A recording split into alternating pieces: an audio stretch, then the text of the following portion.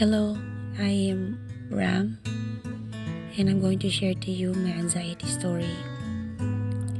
Starting off when I was a baby until I was diagnosed with it at the age of 19.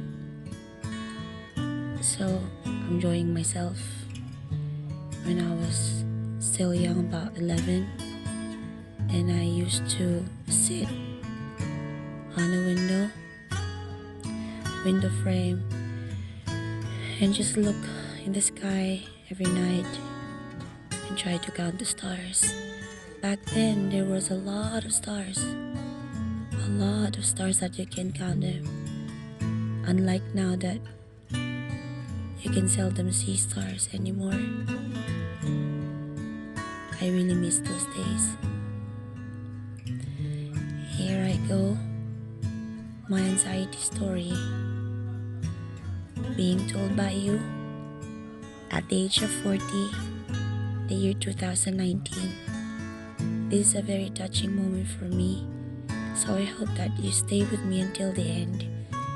This is just going to be a part 1 of my story, and also I'm going to share to you how I am able to survive until now.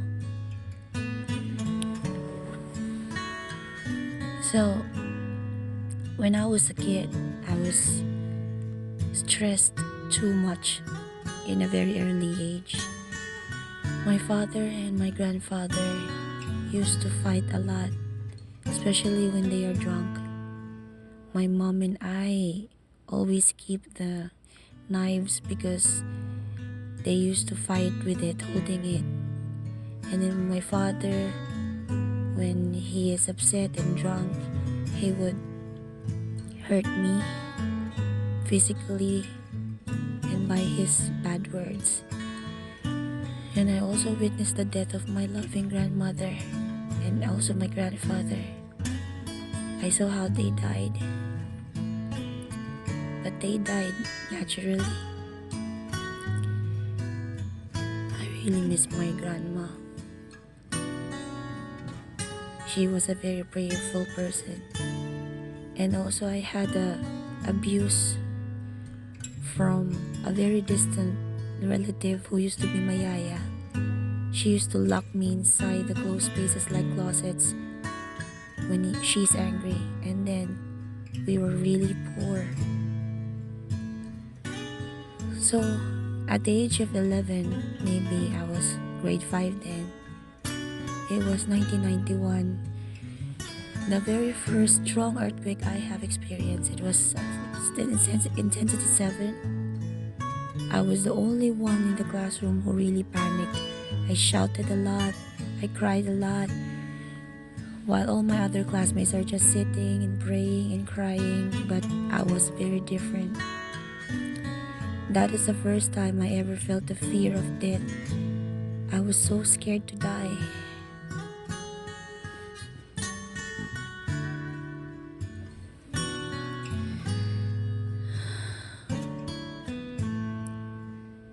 So I had to stop college. I didn't enroll in the 3rd year in PLM. I was a scholar because I had to be a breadwinner for the family. And then I tried Lotto, but I lost. And since then, I got so depressed. And I did not sleep for 6 months. Maybe I just slept for an hour. I took sleeping pills for a while, but I chose not to because I don't like the effect or the side effect of the drug. So I was very sleepless and I was feeling very sick and very depressed. And my mom brought me to the hospital and I was checked up by a psychiatrist. I took some tests, oral and written exams, and I was being observed by interns. There were a lot of people back then. I was 19, and then the result of the tests were all very good, and I was diagnosed with general anxiety disorder. This is very hard for me to remember. But anyway, we had a panel interview with the doctor and the interns. And that was the time when my mom told me or told us about her experience since I was in her belly. When she was pregnant with me, she experienced a lot of stress already because of my father and my grandfather fighting a lot. My mom, with a big belly and me inside, was so stressed out and very sad. She would run out the house because she was scared, and I was inside her and very stressed already. So I was so sleepless and feeling very sick and feeling very useless. I broke up with my boyfriend and he left me. It was so painful. While he was gone, there were two old women who took care of me, and they used to read me the Bible. We prayed together and they really helped me a lot. This is my first nervous breakdown, and they lifted up my confidence. They were Jehovah's Witness, but I did not join the religion. So one day, my boyfriend surprised me. He visited me and I sang my first ever written song to him, and he was so touched and he realized that he really loves me.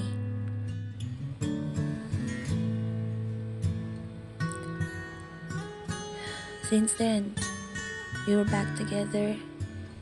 My boyfriend helped me stand again, literally walk and stand again. He was always beside me.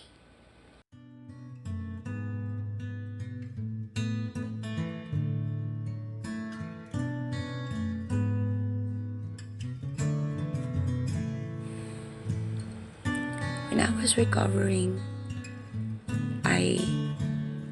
I started reading the Bible from Genesis. I read it like a novel, and until now I'm reading it before sleeping. And I'm able to sleep. If not straight, at least I am able to sleep. And I like sleeping after a warm shower and a soft music while I'm sleeping. I remember I used to be inside an MRI machine because I had incontinence. I used to pee very often, and my father was on my head. I screamed, "Stop!" I was so scared because I had claustrophobia. Remember when I used to be locked inside the closet by my yaya? That's the result. So the MRI did not continue, so I decided not to, because I believe I don't have cancer. I accepted that I have incontinence because of anxiety. So I continued going to work. I was selling phone cards in a booth, and my mom and my youngest sister used to stay with me the whole day because I was the only one who's working, so they had to be beside me. But after a while, I got to my own feet again, working but wearing Pampers. Yeah, I used to wear those because if I don't, I'm going to be going to the comfort room every now and then.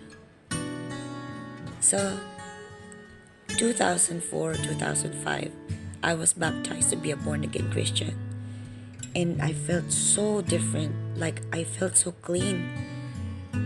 I got back to my boyfriend because we were separated for 9 months. But we were back together and I worked in a call center. I was starting to earn better for my family and I was enjoying it. But still deprived of sleep because of the schedule. And then I got pregnant.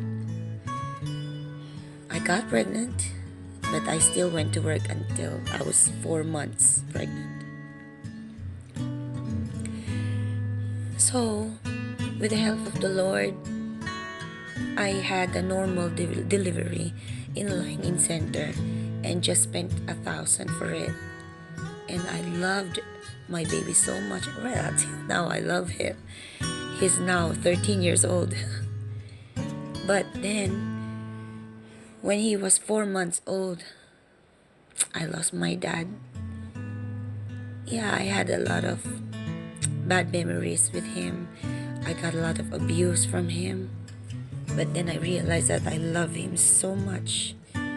And when I lost him, I could only remember the good memories. It was so painful for me.